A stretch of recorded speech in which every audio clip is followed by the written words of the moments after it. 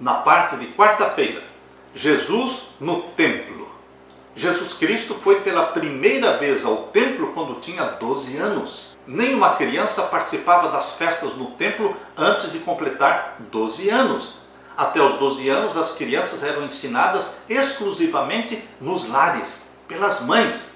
Mas, queridos, Jesus foi ao templo. E qual foi o templo que Jesus entrou? É o templo chamado Templo de Herodes. O primeiro templo foi construído por Salomão, foi destruído. Depois foi reconstruído por Zorobabel.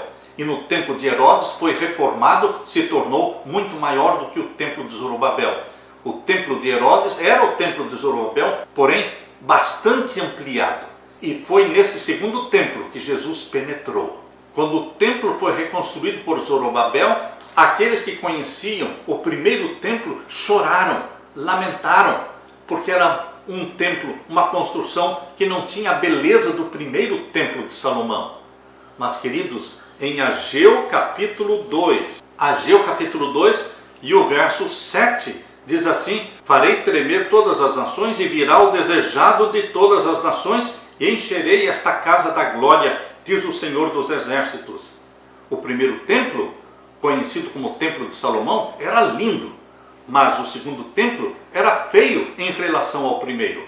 Mas a glória do segundo templo foi muito maior, porque veio ao segundo templo quem? O desejado de todas as nações. Eu amo este título que a Bíblia dá para Jesus Cristo. E o livro Desejado de Todas as Nações, escrito por Ellen White, é um livro para você meditar nele. Ele foca a vida, a obra, os ensinamentos de Jesus Cristo, e ao meditar no Desejado de Todas as Nações, você vai assimilando o caráter de Jesus Cristo. Aqui diz o verso 9, Ageu 2:9, a glória desta última casa será maior do que a da primeira, diz o Senhor dos Exércitos, e neste lugar darei a paz, diz o Senhor dos Exércitos. Por que a glória da segunda casa era maior? Porque o desejado de todas as nações entrou neste templo. Quando Salomão dedicou o primeiro templo à glória de Shekinah, a presença de Deus encheu o templo. Quando o segundo templo foi dedicado à Arca da Aliança, que representava o trono de Deus, não estava mais ali, porque alguns homens fiéis, aflitos com os pecados da nação, haviam escondido a Arca da Aliança antes da destruição de Jerusalém, em 586 a.C. Desta vez, a presença de Deus no segundo templo não encheu o templo. Como a profecia de Ageu se cumpriria se não existia mais o Shekinah, não existia mais a Arca da Aliança no segundo templo? Ah, meu querido, a profecia de Ageu, capítulo 2, se cumpriu quando Jesus Cristo entrou no templo. Foi no segundo templo que Jesus, o Deus encarnado, apareceu em pessoa, em carne e osso. O próprio Deus saiu de trás do véu para se tornar um de nós e se unir a nós neste mundo fragilizado.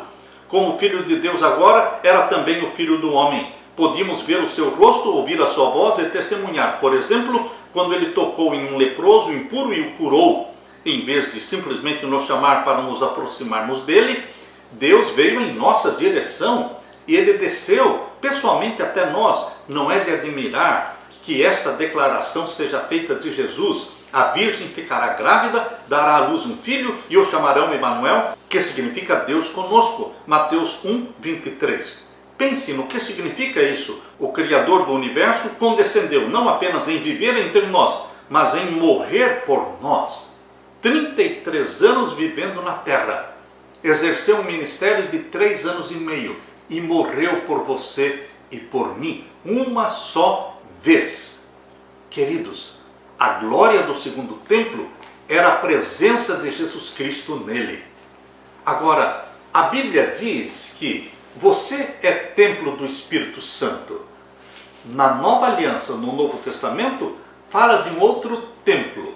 1 Coríntios capítulo 3 e o verso 16. Não sabeis vós que sois o templo de Deus e que o Espírito de Deus habita em vós? Se alguém destruir o templo de Deus, Deus o destruirá, porque o templo de Deus, que sois vós, é santo. Queridos, na Nova Aliança, Deus está dizendo que existe o santuário celestial, onde Jesus intercede por nós, Mas existe também um templo, que é chamado o seu corpo, o meu corpo, templo do Espírito Santo. E quem habita neste corpo? O Espírito Santo. O Espírito Santo habita na sua mente, porque ele possui a sua mente. Ele habita em você. Você é templo do Espírito Santo. Ao mesmo tempo em que Jesus Cristo está ministrando no templo celestial, a seu favor, a nosso favor, Jesus Cristo planeja fazer você templo do Espírito Santo, porque Ele quer que o Espírito Santo more em você, viva em você. E é assim que nos tornamos participantes da natureza divina. Aleluia!